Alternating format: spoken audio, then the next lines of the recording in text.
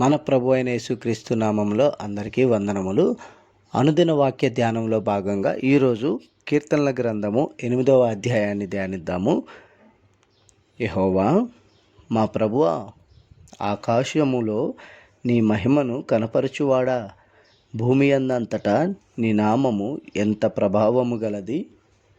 శత్రువులను పగ తీర్చుకొని వారిని మాన్పివేయుటకై నీ విరోధులను బట్టి బాలుర యొక్కయు చంటి పిల్లల యొక్కయు స్తుతుల మూలమున నీవు ఒక దుర్గమును స్థాపించి ఉన్నావు. నీ చేతి పని అయిన నీ ఆకాశములను, నీవు కలుగజేసిన చంద్ర నక్షత్రములను నేను చూడగా, నీవు మనుష్యుని జ్ఞాపకము చేసుకొనుటకు వాడేపాటివాడు, నీవు నరపుత్రుని దర్శించుటకు వాడేపాటివాడు.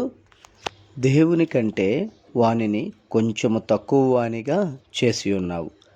మహిమా ప్రభావములతో వానికి కిరీటము ధరింపజేసి ఉన్నావు.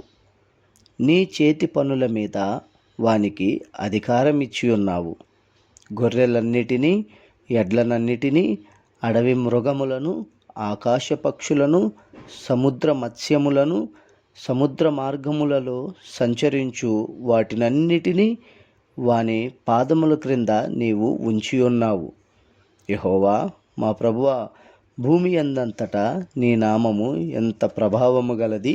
చదవబడిన వాక్యమును బట్టి దేవునికే మహిమ, ఘనత, ప్రభావములు యుగ యుగములు చెల్లునుగాక. ఆమెన్.